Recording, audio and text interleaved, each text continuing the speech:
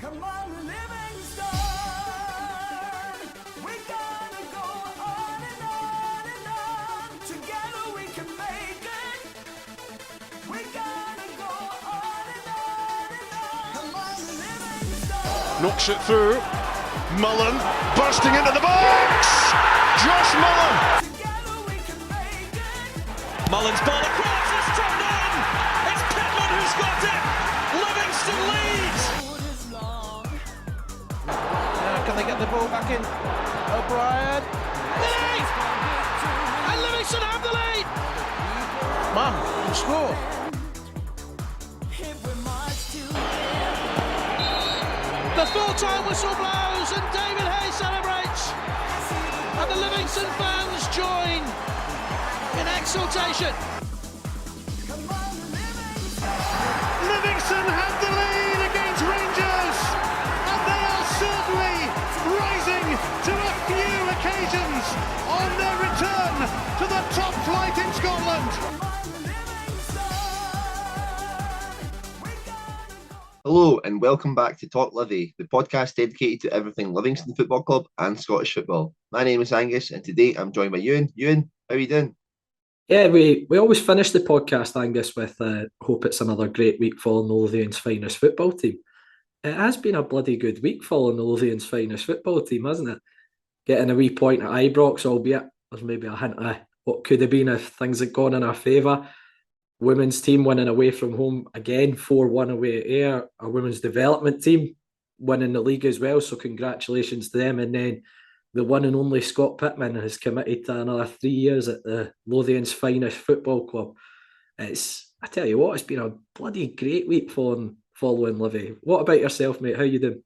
Yeah, I've just got to agree with you. It's been a tremendous week for ourselves. Could have been made a little bit better, following, maybe a little bit more luck, but we're going to get into that. And at the end of the day, we can't be too disappointed with what's going on anyway. So yeah, absolutely delighted with what's going to happen. But as always, you can find this episode as well as all of our others on your preferred podcast streaming site. Just search for Talk Livi, so follow us or subscribe to ensure you don't miss another episode. We'll start the episode off by discussing our trip to Ibrox as the Lions held on to secure an impressive point against Rangers. It was a historic weekend in Scottish football as VAR made its debut. We discuss our thoughts on the incident over the weekend. And finally, I caught up with Scott McCorry from the Home Bhoys podcast to discuss our next opponent, Celtic, as they travel to West Lothian.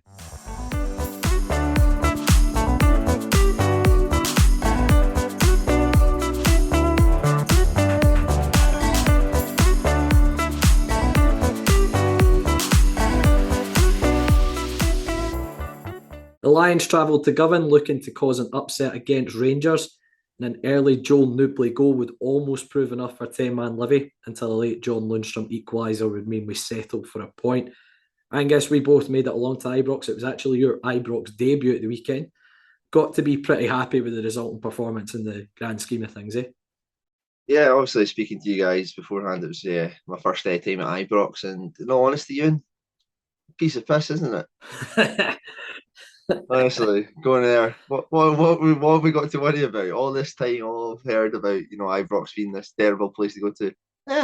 Could do that again this weekend if I wanted to be honest. But no, going over there, I don't know what it was, because as usual, we did like our usual score predictions before the games, and I had some optimism there. I was like, for some reason, I'm convinced that we're going to come away with something, and yeah. From the get-go, we take the lead so early, and especially for that first half, we were just so comfortable. It was just absolutely a joy to see. That first goal as well. Christian Montano continuing his great form before he unfortunately went off injured.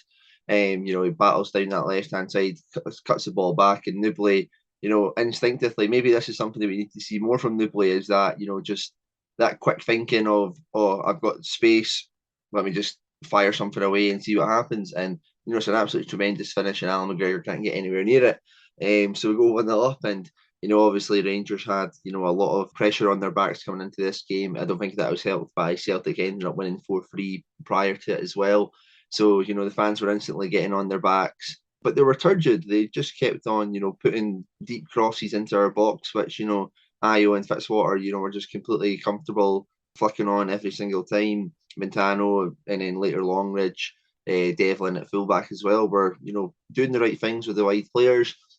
Sean Kelly dropping back, Pittman, Holt, complete kind of team performance from us. Going into that second half, it was very much kind of the same. Although I think that we didn't really try and go forward nearly as much in the second half. But again, we were playing rather comfortably, I would say.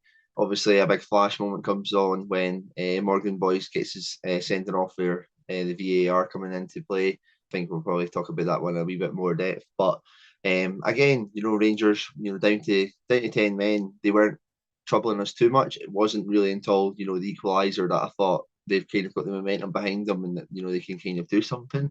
For there, it's the first time that Ryan Kent actually commits our defence, goes to the byline and plays it into that space where you can see we are missing a couple of players, and John Lundstrom fires into the top corner. A couple of chances then fought the Rangers late on, but ultimately if they got anything from it, Euan, if they got the victory from it, it would be completely undeserved, wouldn't it?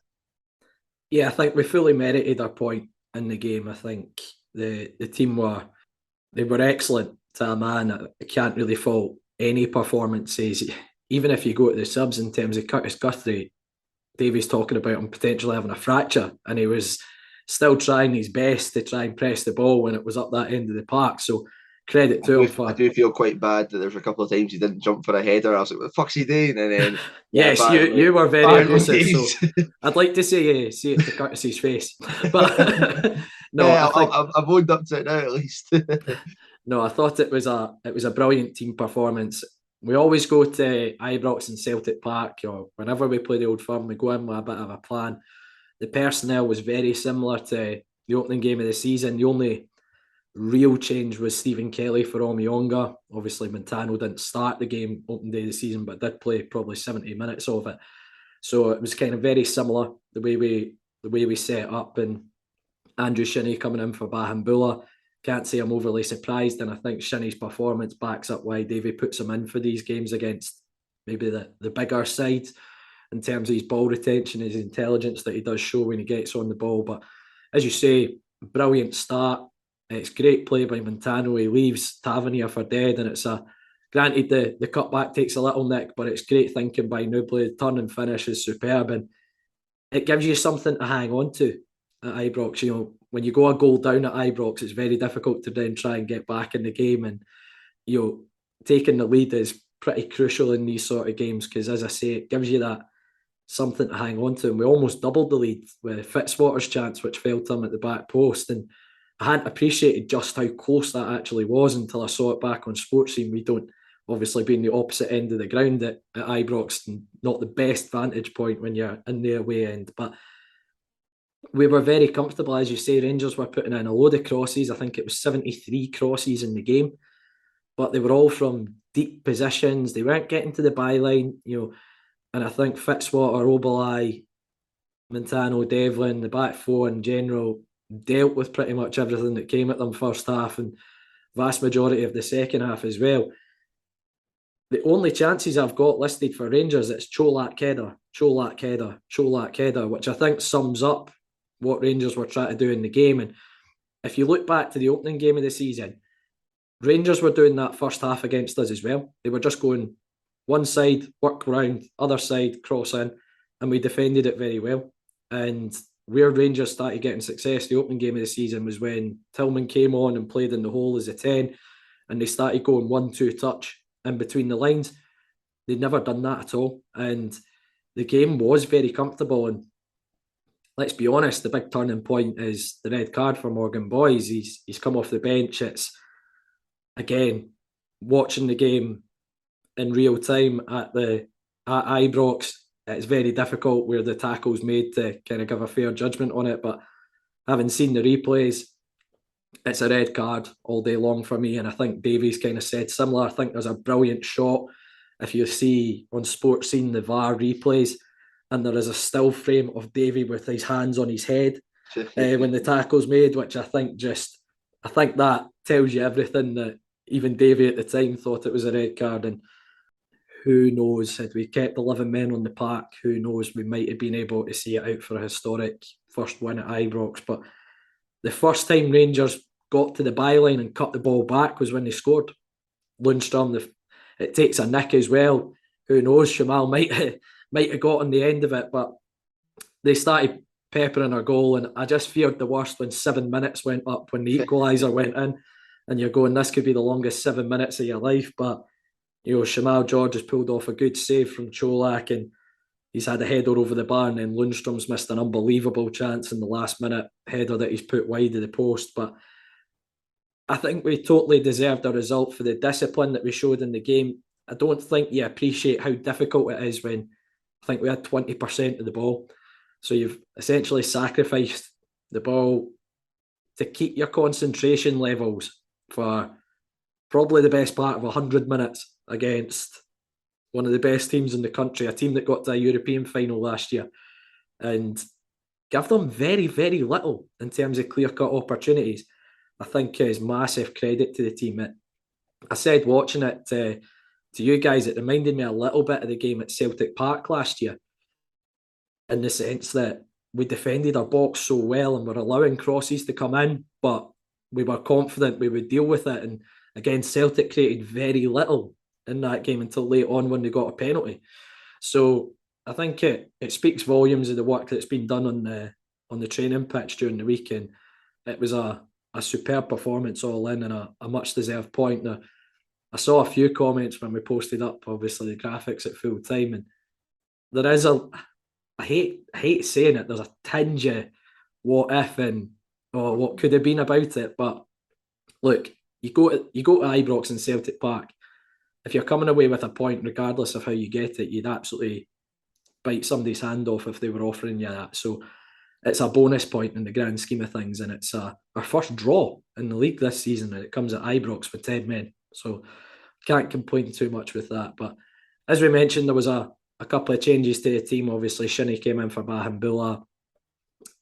Stephen Kelly retained his place as well. Who were the pickouts for you, Angus, over the course of the game? Yeah, looking at it kind of, from the full starting 11, everybody did their job. Everybody was absolutely tremendous. I think we spoke about it a little bit about how, even with a great performance in that, it was, a kind of a quieter game for the likes of like Scott Pittman and Jason Holt, where, you probably didn't see too much of them on the ball. But every challenge, every, area that needed to be in, every free kick that they won, was very, very much, very crucial. For me, obviously we've talked about, the amount of crosses that we've had coming into our box. I don't think we can look much further than Obalai and Fitzwater, probably as our players in the match. Fitzwater coming back into the team as well after injury, so that was his first start for a wee while, which makes it all the more impressive. Yeah, absolutely. They too were absolutely tremendous. 73 crosses coming into the box, you're maybe expecting, a couple of times where, something's going to properly get by them. But, they were absolutely solid and, dealt with everything tremendously well. And yeah, it's good to see them back to playing together, because they are our best centre-back partnership for us. And, if we've got them playing so well, then, it puts us on great steadings, to keep clean sheets against most teams in the league, I would say. We're unfortunate, there that, we've conceded one late on, because a clean sheet would have been thoroughly deserved for them, because they were both absolutely magnificent in every way. Good on the ball, time wasting as well, Obalai going to take the goal kicks and that as well. They deserve great credit for, the performance just there, as does everybody else. But for me, Obalai, Fitzwater, probably two standouts for me, I would say. Yeah, I can't disagree with you on that. As I mentioned, kind of Fitzy coming back in after a bit of a layoff with injury and suspension as well that he had at one point after the Aberdeen game. So the pair of them were fantastic. Ayo had maybe a little bit of dip in form, probably from February, March time last year, but he came out the team in the League Cup games, and since he's come back in, he's really not put a foot wrong, and that's big credit to Ayo. He's come back fighting, and he was absolutely magnificent at the weekend. Shamal George, some of the time wasted was superb from him, because you cannot continue the game without the goalkeeper, and I think it was strategical that he was going down at certain points in the half to allow instructions to get brought onto the pitch from Davy.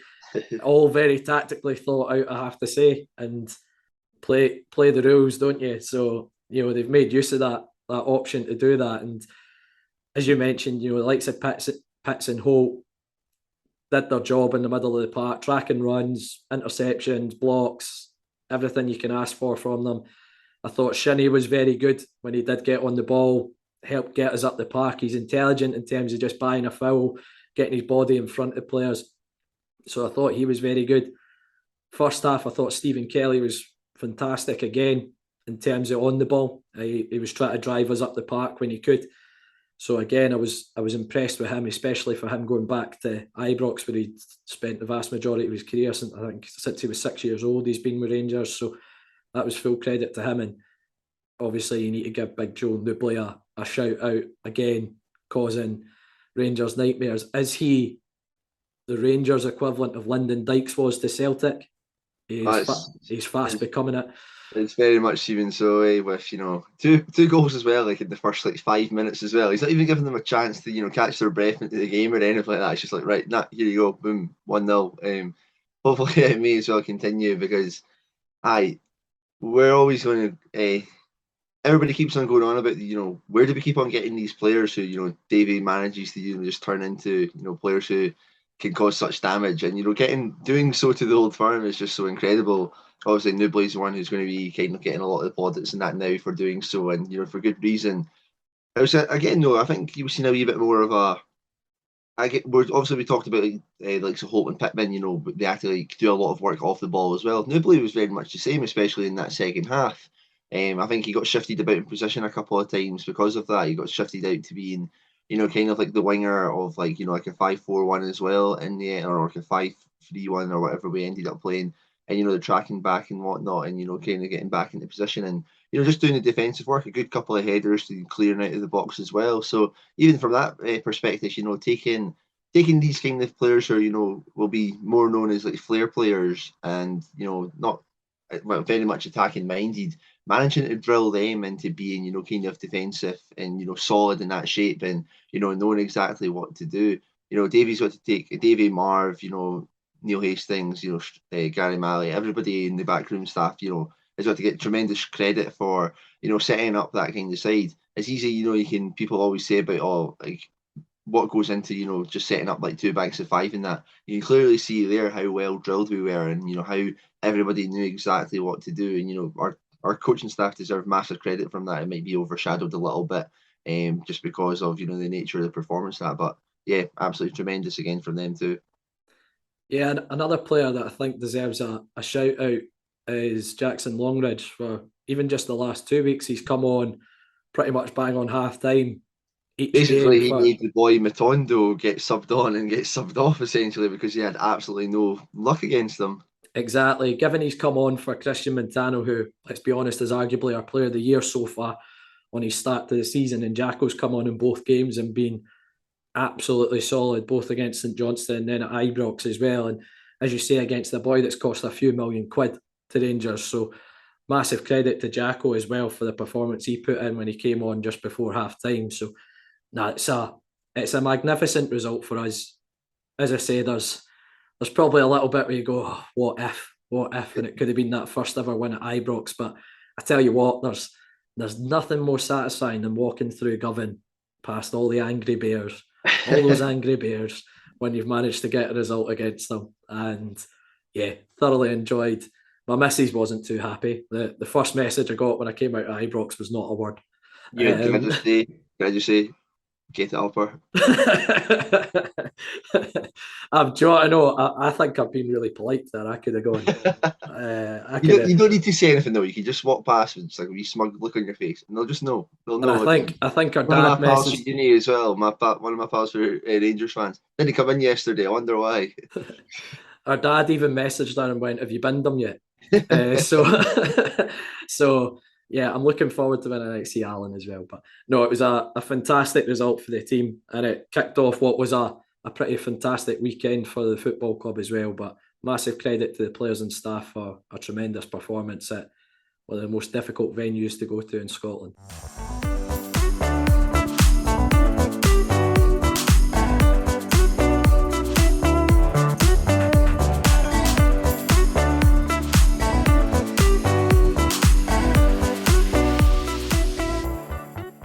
letters that have had the Scottish football fans debating for weeks since it was announced that it would be used in the Premiership. VAR. It made its debut this weekend. It's fair to say there have been mixed reviews. Euan, obviously, it played an impact in our game. What is your take on, most of the incidents that have taken over this weekend? Yeah, well, I think the best place to start is with our game that we were at. And the one major decision in the game was Home Bhoys' red card. It was given as a yellow card initially. And they've got the decision right as much as it went against us in this instance. But my one gripe with it is how it's taken so long to get a referee to go to a monitor to look at it. And this is going to probably be a bit of a common theme with it. And it's maybe just the teething problems, getting used to the system, getting used to using it.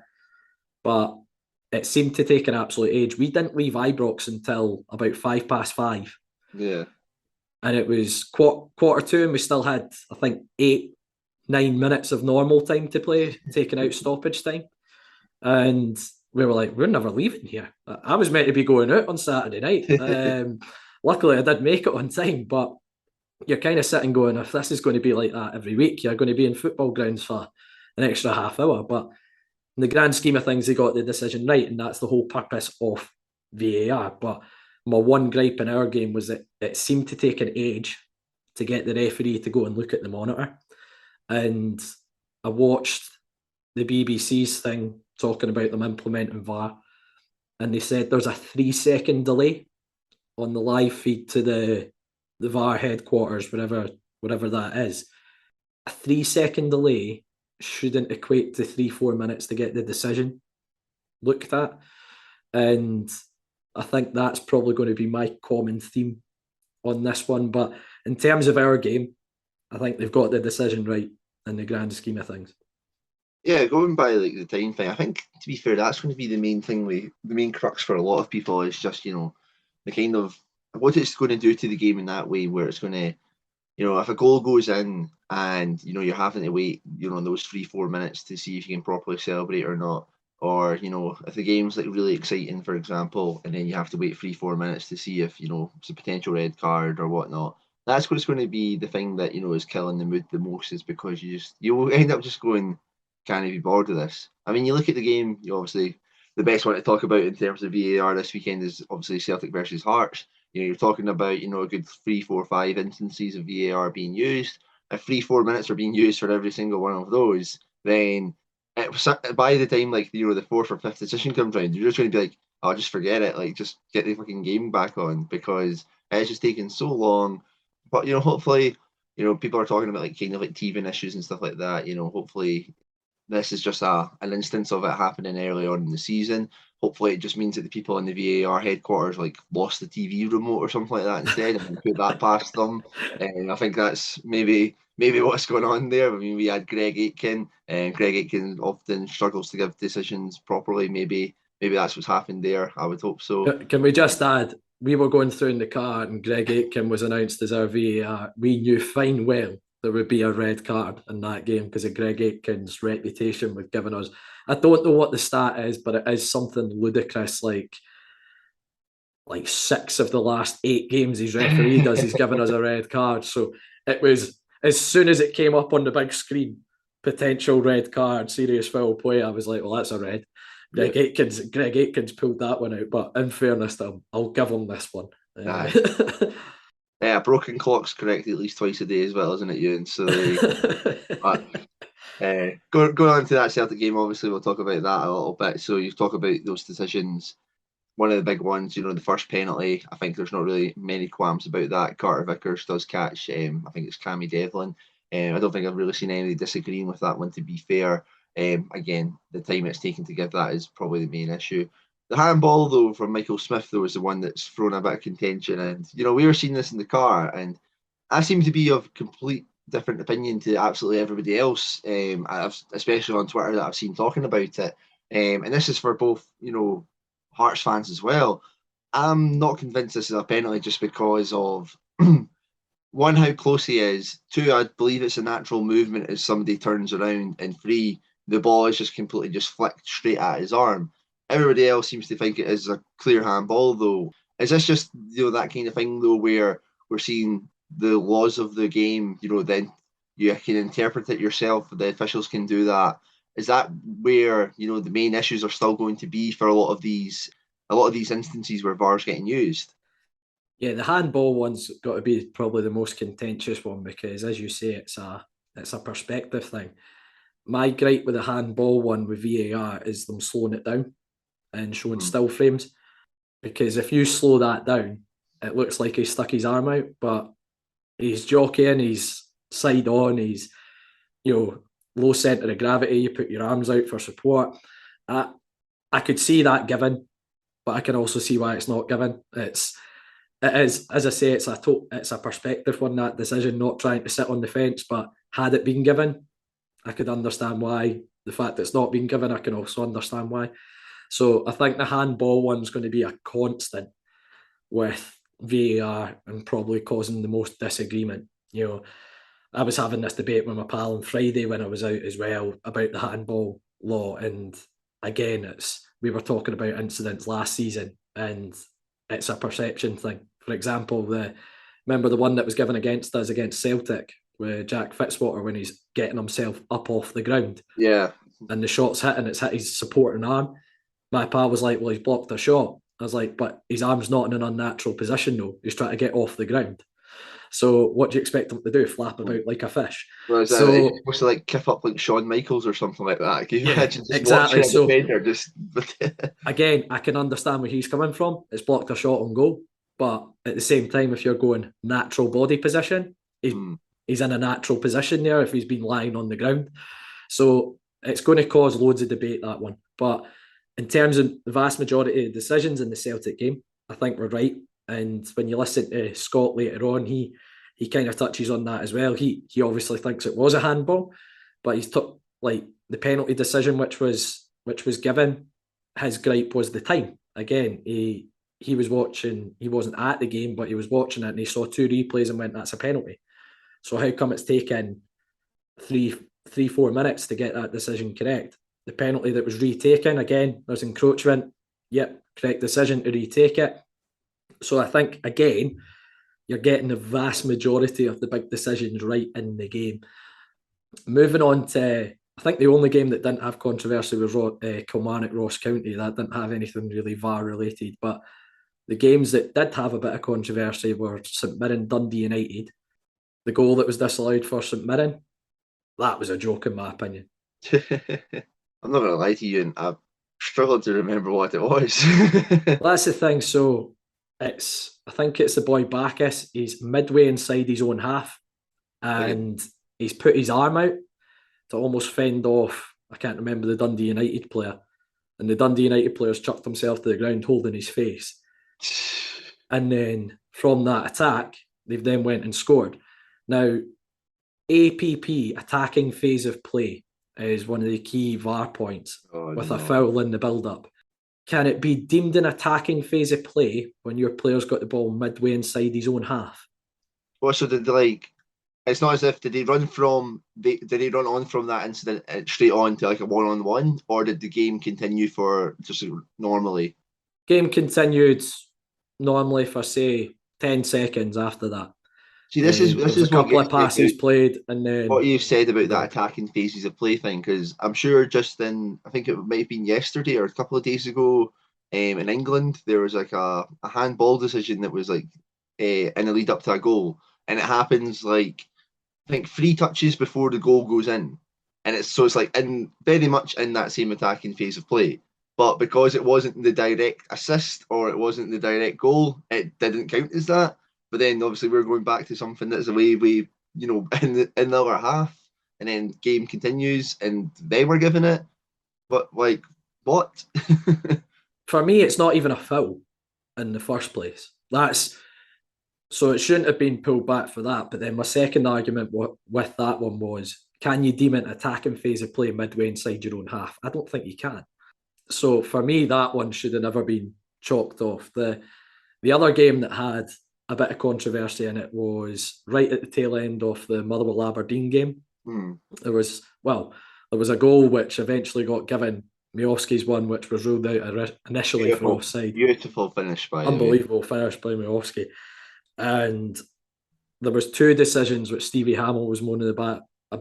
One was the shirt pull on Ricky Lamy, and then a handball almost directly after it. Having watched it on Sports Scene, it's come off I think it's his thigh or his chest. Either or, it wasn't a handball, but the Ricky Lamy one's a bit of a joke. That's not given. But the thing as well, though, Euan, is that we see this every week. That if anybody in Scottish football wants to watch what happens to Joel Newbley every single game, look at how he gets his shirt tugged and how many fouls that we get for it. It's honestly just something that, for some reason the referees in our country don't give us something as simple as that. And it genuinely is as blatant as that most weeks as well, where you can see, an arm outstretched with the shirt, fully like stretched out for, a good 10 inches or something like that. It's happening every game. I don't know if it's just something that, up here they're like, oh, we'll just give a bit as, sometimes referees say like, oh, like a little bit of like physicality in that. But yeah, it's just something that, we'll be very much used to seeing this, especially with Guthrie coming in as well. Newbley, Guthrie get that hammered to them every single time. And, we're going to probably see, a lot more decisions like this if VAR is coming into it, especially in the box. But that's where the frustration comes from, is that there's no consistency when it comes to shirt pulls within Scottish football. As you say, it's one that's going to get picked up more, isn't it, with VAR? We've seen it down south since it's been implemented. But even there as well, because Man U got one given against them for something in the Chelsea game. I think McTominay got one given against them. And then I think the day after, I think one happened in the Arsenal-Southampton game. Basically, the exact same thing happened and it wasn't given. So again, that interpretation, it's just, it's going to cause so many problems, isn't it? And, it's going to mean that, Celtic fans are definitely going to be like, oh man, the league's in so much against us. John Hartson's going to be, fuming that Celtic are going to have to be playing two teams every week. Well, that was one of the things. Thing we don't have them next. Well, that was one of the things I was saying to Scott, is that I think with VAR, some of these decisions, when you go to Celtic Park and Ibrox in particular, where you've got the crowd, the big crowd against you, essentially, does VAR even it up a little bit more in terms of those decisions? It remains to be seen. I feel like it should start to even those 50-50 calls, which they tend to get in our favour. And again, when you listen to Scott in the next segment of the podcast, Scott's very much along the same lines with that opinion. But the last decision, which we can all praise VAR for, we can all get behind this, was the Friday night game at Easter Road. And Martin Boyle is finally getting booked and called out for being a diver. And yeah, I'll join you in clapping that. Yeah, tremendous. Okay. Well done. The second most common phrase in Scottish football behind penalty rangers is Martin Boyle goes down with simulation. How fitting is it that was the first thing that VAR picked up on? That's absolutely tremendous, and I'm all for it, and we need to see more. We need to retrospectively go back and catch that guy for everything that he's done beforehand as well. No, it was, but again, that was a good use of VAR. And does that eradicate that side of his game potentially, because it's going to get pulled up every time? I hope so, because he is a decent player, he is a good attacking, exciting player, but you let yourself down by kind of doing that, and you offer yourself a whole bunch of criticism that takes people's thoughts away from your actual game. Maybe somebody like Ryan Porteous or somebody else is going to benefit from that as well, where they're going to stop the kind of the conning, or I better be careful what I say because I might get a 10-game SFA ban as well as Jim Goodwin. But these kind of instances are maybe going to start disappearing, the play acting and whatnot. In terms of trying to buy fouls every 2 seconds, and rather than actually just playing the game properly. Yeah, well, as I say, that is something which I'm looking forward to in VAR, as the cheats being called out essentially for simulation in the box. But it's safe to say VAR, it had a mixed, as I say, it was a mixed bag this weekend. Let's hope that as the season goes on, we start to get a bit more used to it, and it starts to iron out some of the creases that are obviously needing ironed out. But it was an interesting weekend, to say the least.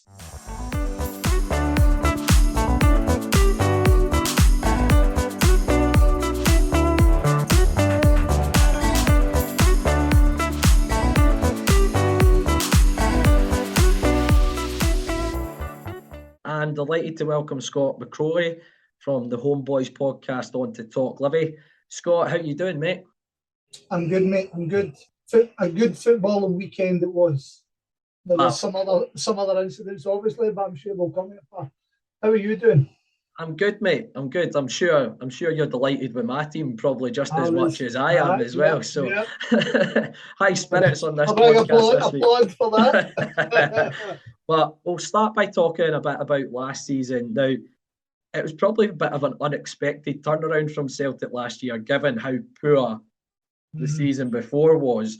Did you expect Postecoglou to make such an impact in his first season? Nah. I mean, you've always got that hope, right? So I tend to think of myself as kind of level-headed when it comes to Celtic. I'm as biased as everybody else, but I don't. If you notice on my Twitter, I don't go do wally and I don't go mental and stuff like that. But it was a monumental collapse by Celtic, aligned with Rangers really getting a season in the area. I mean, it would be discredulous to say they weren't good that season, but we were that stinking and they just pulled away and they had this. So I was all in with Eddie Howe. I thought Eddie Howe would have been a great appointment. As Postecoglou came out in the area, I had never heard of Manelli Puff, but with investigation, he certainly gave you hope. It wasn't a case of, this guy's really good and this, that, and that, but he's rubbish here. Everybody was talking about him, going, this guy's a real deal. Like, everybody was going, this guy's important, this guy. And even with it, I'd say, I think we spoke about it on my podcast about last season. The defeat to you guys was probably the only defeat early doors that we went, whoa, this is a bit rubbish. You can be off your Hearts, and I thought Celtic were all right. You can be off your Rangers, circumstance on the day, we missing pinches, they're scoring headers. But the one that played against you was the one where everybody started doubting it. Can this work? And then from there, it just, everything fell into place. And you saw the season we had. I mean, European-wise, it was a wee bit disappointing, but again, to be expected. We all knew the turnaround was fucking massive, man. It was an unbelievable. I talk to you guys constantly about teams like St Johnstone, St Mirren, and they give 1 year deals out, and there's a massive turnover of players. And that's the biggest turnover I've ever seen in my life. It was wild. It was a wild time. So to answer that question eventually, no, I didn't expect that. Well, as you kind of mentioned with Postecoglou, I mind when his name kind of came out of nowhere, didn't it? And I was a bit like you, I saw the stuff he did with like Celtic's kind of online stuff where he was mic'd up. And I mind saying to a few of my pals, I was like, I don't think Celtic will be boring. I don't think it'll be boring to watch under him. And it took a little bit of time, but it certainly did click in the end. Obviously, we were the wake-up call, weren't we? So you really have us to thank, to be honest, don't you, Scott? I'm not going that far, man, because I've had too many wake-up calls after his. It was mega interesting, just because of what you've been hearing for these guys in Japan, and they're going, oh, this guy can do it. But like you said, there was a very famous interview we done with a high-profile Celtic site, and this Japanese expert basically went, yeah, don't worry about defending. And everybody started, big alarm bells are going off. Like, defending's kind of important, my man. I mean, it's like, but it seemed to all click in place. And Rangers, obviously, Gerrard gone, didn't help them at that point. But I mean, let's be honest again, he gave credit deserved. He still got to a European final, so you've got to give him enough credit as well that we never just got lucky. It was a case of we had to run and it was pretty good. Yeah, as you mentioned, there was a massive turnover in players. I think when it really kind of hit me was the Old Firm game just after the winter break at Celtic Park. And I think 9 of the starting 11 were all Postecoglou signings in the summer. Aye.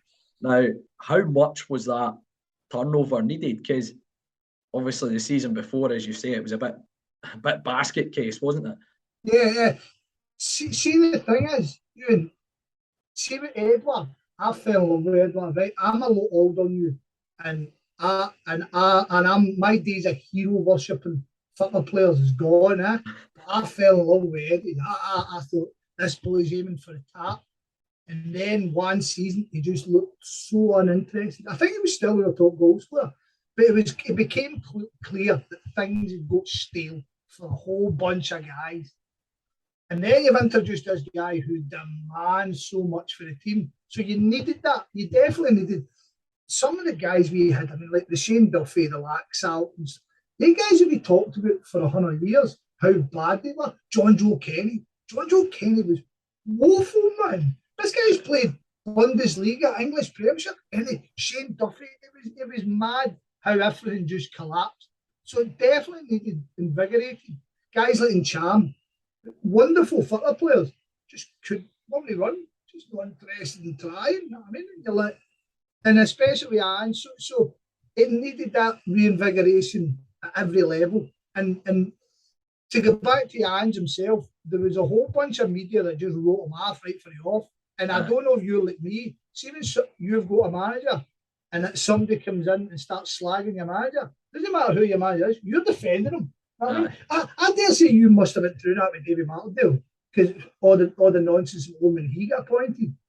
And I know what you've told me numerous times what you guys actually think of David Martindale, but you must have got mega protective of him when he first got appointed. And he's the same. We obviously knew what he'd done, previously behind the scenes, and we knew how big a role he played at the football club prior to being given the manager's job. And the fact he'd been offered it twice before, I think, said from upstairs how much they valued Davy. And let's be honest, he's not really let us down. And certainly not. I've seen a few bits and pieces in the media even this week touting him for jobs, which I'm not surprised given the job he does at our football club. But as you say, Ange was just written off from the get-go, essentially, because he's been managing in Japan, he's been managing here and there. It's no Celtic, but maybe it was because he wasn't that name, that he probably came in with that little bit less pressure. Maybe. Yeah, that's fair. Eddie Howe would have been under. I mean, don't get me wrong. I think Eddie Howe. I've said it numerous times on our main show. I think Eddie Howe is a great manager, and I think he would have done wonderful at Celtic, because you look at Newcastle, when fair dues have got that money, but he's still under a high pressure job, and I think he's looking great at times. But the Ange thing, and don't get me wrong, there was a whole bunch of Celtic fans who wrote our fans as well. I mean, they'll all be kidding themselves on and do all that back to them right from the beginning, but there was a lot of them, and I'll tell you what, a load of them came out of the woodwork when you guys beat us. That 1-0 defeat showed a lot. There was a lot of arguments after that game. Yeah. Because you guys were doing your win. There was no doubt about it. That day, you know what I mean? No, I said to you when we did your podcast recently, was the point you realised you were going to win the league when you finally won at our gaff?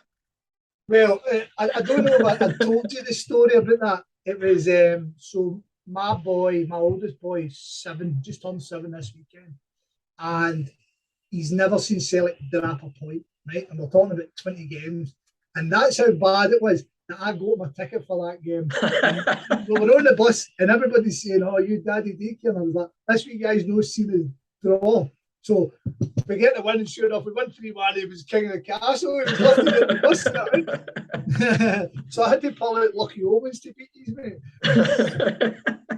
But, as I say, you went on to secure the double, but it's been probably a bit quieter this summer in terms of the transfer business. There's been maybe a handful of signings this summer. What have you made to the start of the campaign so far? Aye. This is it, right? It's enjoyable. Watching Celtic now, you touched on it, it's enjoyable. We're playing football in a way us fans like. Right? I mean, I speak to you, I speak to loads of other Scottish football fans, and we're just all punters and we want to enjoy our football. I mean, don't get me wrong, we all want to win, of course we do. But if you're watching something that's good, and that's where Ange is winning us. Don't get me wrong, we all got above ourselves, including myself, with the Champions League. You know what I mean? And then the Champions League's been a great slap down, to be honest. Do you know what I mean? It really has. But in general, it's been enjoyable because of how we're trying to play. The players we've got are on the front foot. They're looking to attack. We're trying to break down teams in a way. I mean, everybody says in a right way, even though what the fuck does that mean? But no, it is enjoyable. But it's a different setup because the way the Europe has been compact has affected us, no doubt about it. Because we are now trying to use a squad, whereas last year we used basically the same 16. This time we are trying to use 22, and it's not working as fluently as you would. I mean, we all played football manager and chat manager and make it look easy, but when it comes to the real life yet, it's no that simple. As the weekend, as St Mirren have shown us this season already. I think we've struggled with the European thing. And then if I'm saying that as the club with most money in this country, then I do have total sympathy for teams like Hearts and stuff like that when they get dragged into Europe. Do you know what I mean? Because if we're fucking struggling with it, they guys must be right hard. And I don't often shed a tear for Hearts. I have to say. I don't imagine you would. But as you mentioned, you've returned to the Champions League this year after a number of years not involved in it. As you mentioned, it's been a bit of a slap down, is the way you put it. But some of the performances haven't been too bad. I've watched most of the games, and the first half against Real Madrid was very good. You should have really won away in Shakhtar, and then individual mistakes in Leipzig. I didn't see the home game, but has there been any sort of confidence gain from it that maybe further additions, another year involved in it next year potentially, you might be able to be a bit more competitive? It's interesting you ask it, Euan, because it was a big talking point for us on Friday night on the show. I'm like any other fan. I want my team to win, and I think my team should win, even when common sense and normally there's no chance. I mean, I've been in the Nou Camp, I've been in the Alliance Arena, and I've sat there at Celtic 3-0 doing, sitting in a huff. You know what I mean? Even because this multi-billion town team's tearing us apart, and I'm sitting there greeting, this is a disgrace.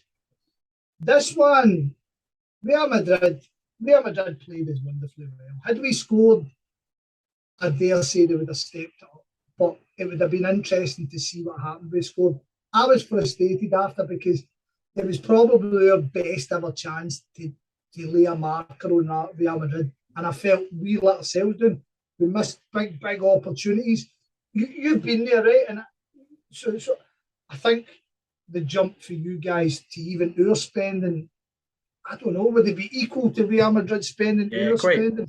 Probably. So you've seen it in times when it's 0-0 and you've had one, maybe two great opportunities. Even at the weekend against Rangers, you're 1-0 up, and then that chance, it goes a craze. You end up drawing that game. You're kind of frustrated, but at the same point, you're happy because you've got that point that you never expected. But really, could have get there. And there's where the Champions League is for us. You've got to take your chances if they're there. So I get down about it. But when you take a step back, you look at it, you think about it seriously. Would you rather go and get beat 3-1 because you've tried, or would you rather do what Rangers have been doing in it? And that's not just a cheap dig at Rangers. I watched them against Liverpool away, and it was pathetic. It was absolutely pathetic. And I couldn't imagine paying £100 to get down there. I remember doing it, Celtic and beat 1-0 against Barcelona, and we never tried. We never came out of half, and I was like, what's the point of me coming here? I mean, you're like, just a day out. I can assume that's what we're going to do on Saturday, to be honest, is not try and cross our halfway line, but more than likely. I'd be surprised. I mean, fair days we've had some, I'm sure we're going to come here. We've had some big results recently, of course. I mean, the Hibs in the Motherwell game. But God, it took the last kick of the ball against St Johnstone. It took whatever happened at that week in that game against Hearts there. I'm still not 100% sure what happened. But in general, I think an RC, to be honest, I think we lost big players, and that's something you can understand when you come to Celtic Park and Ibrox, you really need your best players, and you need your best players in form. And our best players were either not in form or out. McGregor, Carter Vickers, and they were big misses for us. Do you know what I mean? You mentioned about Callum McGregor. I'm a massive fan of his. Obviously, going to watch Scotland. Yeah. He'll be a big miss for you. But at the weekend, as you said, you had a bit of a Bampot game at Tynecastle with the introduction of VAR. What's your thoughts on it, Scott? Because there's a few folk, like probably myself, there's maybe those decisions that the old firm get from time to time that might balance themselves out now with the introduction of VAR. How are you feeling about it? Obviously, there was a couple of interesting ones on Saturday for you guys. Well, let's be honest about it, right? Because bigger teams get their decisions, right? To deny that, you're just kidding yourself, right? We see it in Europe. If I was Celtic, we wouldn't go that. And then you guys must say the exact same thing. Right? So I'm not going to argue with that there. I get it. The VAR, I wasn't for or against it. I thought, if we're going to bring in this date right, unfortunately, I don't believe we've started pretty well. Certainly in our game. I'd like to hear your opinions on what happens in the game against Rangers with yourselves. But with us, do you know what frustrated me more than even the big decision that never happened for us was how long it took. Right? So I don't know if you watched the Hearts game. I doubt it. So Carter Vickers is coming and their boys run into the box and it looks like a coming together, the ball's getting through, you don't know what's happening. The referee's no gave the penalty, right? So straight away the referee's made an arse because he's not gave a penalty. And then he goes and looks at it. And I watched it twice on a replay. Straight away, it showed me on a replay. And I was like, that's a Stonewall penalty. Right? Me and my wife and my mate, Stonewall penalty. Yeah, it took another 3 minutes for him. And then he went away to check. And I don't know if that's a procedure or if that's what he's got to do. It just took too long for what to me was a Stonewall penalty. The handball thing, I don't get. He's put his horn out and he's stopped the ball and then he's tucked his horn away like a wee Wayne. And I've got everybody telling me, no, it's no penalty because and they're pulling out the laws of football. What's a penalty? And then after that, I mean, so to be honest, my frustration about it is, see if things were 100% black and white, I'm fine with that. And make it, we're football fans, we don't want to be sitting there for an extra 25 minutes after every game because every fucking decision's way. I mean, it's. No, I agree with you on that to an extent. I'm not going to kill it. I'm not going to kill it. Give us a month, give me 2 months, and then ask me again. Next time you come on the show, we'll talk about it. We'll see how we feel about it, if it's benefiting us. Because see, we've basically got a whole load of inept referees doubling down on it and inept performances, then what's the point of it? Yeah, I mean, that was probably my biggest concern when it got brought in. I was like, the standard of refereeing in Scotland's not been great, but it's the same referees that are going to control VAR, isn't it? Exactly. With us on Saturday, I get what you were saying about the penalty. Obviously, I wasn't able to watch the game, so I don't know how long the decisions took, but like we talked about it on the podcast a wee while back, and I think the referee going and checking the monitor is what should happen because the decision should still be made by the referee that's on the pitch rather than somebody in his ear. I think, refer him to go and look at it, but it's still his decision that he's making to overturn it or stick with his decision. So I think going to the monitor is probably the right process. Yeah. But I agree with you, the length of time, even the one we had on Saturday, looking back at it, clear red card in my opinion for Morgan. Right. But it took an age to get him to go to a monitor. And I watched a little bit the BBC did, and it should be quicker than that. But see what you said there, I agree with that 100%. I agree with that. See, as soon as he goes, right, that decision looks a bit iffy, go to the monitor. Stop. And then he goes to the monitor and then he makes a shout because he's seen a replay. I'm with that. But like I said, it took me 2 viewings to go, it's a penalty. I didn't need all this standing there pointing at people, shouting at people, go away with his finger in his ear. I don't know. I'm not, like you say, I'm not a fan of who the referees is. I just think they're pretty damn poor. You must think it even worse because, as you say, you come to Celtic Park, you don't get the big decision because the crowds are on back. See if it eradicates that, then good. See if actual real decisions are happening because he kicked him, then good. But if every week we're having the same debate over VAR, then you might as well just unplug it and just get back to where we are. It's like watching Sports Scene. I think the vast majority of decisions, I was like, I think they got it right. I think there was the goal that was disallowed in the St Mirren game. I thought was a joke. Right. That was disallowed. Yeah. And then never a foul. It was never a foul in the first place. And then I think when you're halfway inside your own half, can you class that as an attacking phase of play? No. And then the Motherwell one, right in the last minute, the shot pull. I mean, just about swap shots with him, and shots didn't like that.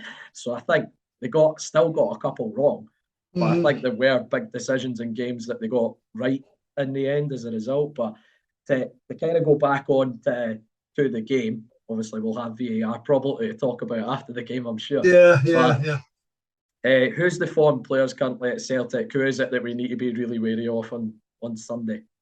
So, because we are doing this Monday night, we've obviously got the game tomorrow against Shakhtar, which will probably dictate who we play on Saturday. I was trying to have a think how I think we'd line up, and Haksabanovic has come in. We got him to Ruben Kazan, and he was late, but he never, because he was obviously in Russia, he never had a proper pre-season. Yeah. So he's kind of playing his way into fitness. Excellent football. He's looked pretty good from the snippets I've seen. Yeah, his fitness is a bit dubious, but he's a very direct, very purpose. I mean, between us, we must have seen a million handfuls of wingers who look great, but basically they're running away from goal or they're running down blind alleys. He's very direct. He's very skillful. He's always looking advancing. If he plays, he'd be a sore one for you. Jamesy Forrest, I think, more likely be starting. You all know about James Forrest. James Forrest came back last year, scored in that 3-1 game. Yeah. He's looking great now, the wee man. The irony of Callum McGregor coming out of the team means Matt O'Reilly looks like he's regressing as a player because we were talking about him for Leicester. He'll go to, but because Callum McGregor, he's dropped back, and Aaron Moy is now looking like the guy that we all told. I mean, he played against St Mirren and he was rotten, but so was everybody else. So he took the dairy. But Aaron Moy is looking really good, and Hatati's looking like the main man in midfield just now. Up front, I don't know who will play up front. I really don't, because Giacomakis scored at the weekend, but he done very little in the game, attack-wise. It was all defensive. But I always think against you guys, because we know it's going to be a physical game, you'll probably lead the line and try and bring Kyogo off the bench. I get the feeling Maeda will come off the bench as well to try and punish that. If you're basically got somebody running at you, and then he'll come on to try and get a bit of space, should it come alive. Abada will probably start, I think, as well. And Abada's looking good. The form guys wise, see, to be honest, their form has been up and down. No. One game, this guy will look great. Next game, he'll look poor. Next game, he'll look great. So, but they're the names. I mean, you've heard every one of them. I'm glad you told me about them. I've never heard of a few of those boys. Exactly, aye. But I'll tell you, Dave, what I always laugh at is there's a load of disrespect put on players, our defensive players. I mean, I remember the Aberdeen boys at the start of the season, they were full of hope and joy and they were going to do this and that. And they talked about our defence and they went, oh, Starfelt, he's hopeless, and Greg Taylor's woeful. And I'm sitting going, my goodness, Greg Taylor's immense. Greg Taylor, I can't believe how well Greg Taylor's played. Like, I couldn't stick him. Right? I didn't like his, and I do love the wee guy, man. What the player is. Absolutely brilliant. And another left back for Scotland. He did. To be fair, he did well when he had to come in. The most recent international break as well because of the injuries for Robertson and Tierney. But Scott, I'm going to go for a prediction then. What are you going for? I think 3-1 again. 3-1. Are you taking the wee man? Is that why you're going for a win? He's at a Halloween party in Celtic Park of all places. I'm like, I paid for it. I was like, I don't care. No, I'll tell you, mate, I don't know. Right, see, I'm saying 3-1, but it's not a confident 3-1 in me. Like you started this by saying that you didn't think. Obviously, you guys will have a set-up play. You look to counter-attack. You look to contain, frustrate, and counter-attack. Would I be wrong with that? Oh no, we're going 2-3-5. Imagine, I just imagine. Everybody's just, it would end up like 6-4 or something. No, I don't know. I've just got, like I said, nobody's talking about the pitch. And as you well know with me, I hate the pitch talk. I hate it. I just think it's a. Brendan Rodgers gave our players an excuse for bad performances every time we played you. And we know it's a tough game because you guys set up well. David Martindale's a very good coach. So let's try and beat you at football. And I don't think the pitch actually hurts us, to be honest. Because we like playing it on the deck. Maybe it's a wee bit of flash, but there's no as if we've got flash players.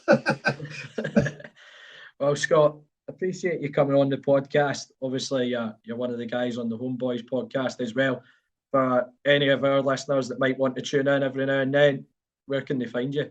Right, I would warn you off the main show straight away. Don't bother with that. That's no meant. That's really no meant for anybody who's not an alcoholic. So I mean, we waffle some amount of nonsense. However, when I do the room one-on-ones, generally with yourself, Euan, I would recommend them because it is talking about your team.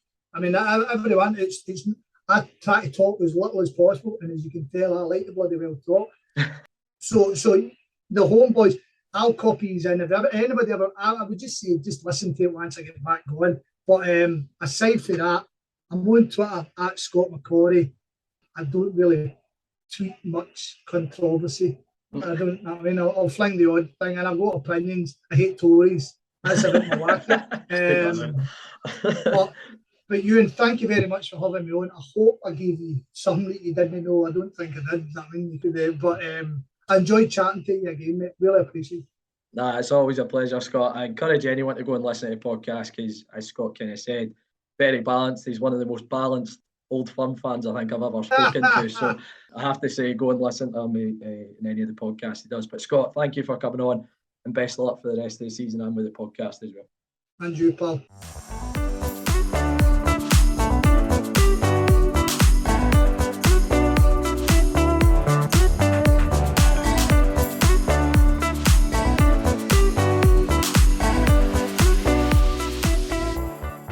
That's it for this week's episode of Talk Livi. Thanks again to every single one of you for tuning in, week out. If you can, we'd love to hear your feedback. Either leave us a review on iTunes or simply message us on Twitter, Facebook or Instagram. As Euan said, we're on Facebook, Twitter and Instagram, so search Talk Livi to find us. You'll find all the links to our weekly episodes on there as well. You can also find all of our episodes, including this one, and all good podcast streaming sites, including iTunes and Spotify. We're also on YouTube, so don't forget to subscribe to the channel. If none of those options suit you, all you have to do is head to our website, talklivipodcast.libsyn.com, where you'll find every single episode we've done over the last few years. That's it for this week. Just once again, congratulations to both our women's sides, the first team, their brilliant victory away at Ayr, development side winning the league, and congratulations to the legend that's Scott Pittman on his new deal. But thanks to all our listeners for tuning in, as per usual, much appreciated, and let's hope for another great week following the Lothian's finest football team.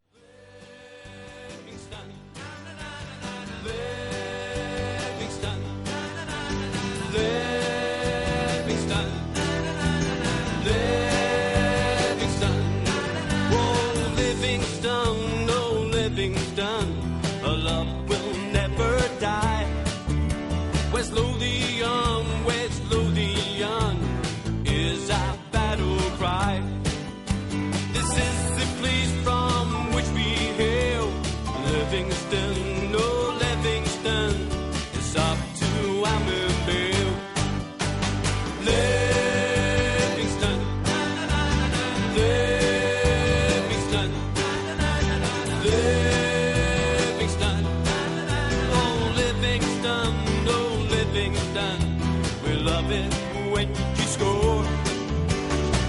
Livingston, oh Livingston, the Armenville Lions roar. Livingston, oh Livingston, we realize our vision. Livingston, oh Livingston, into the Premier Division.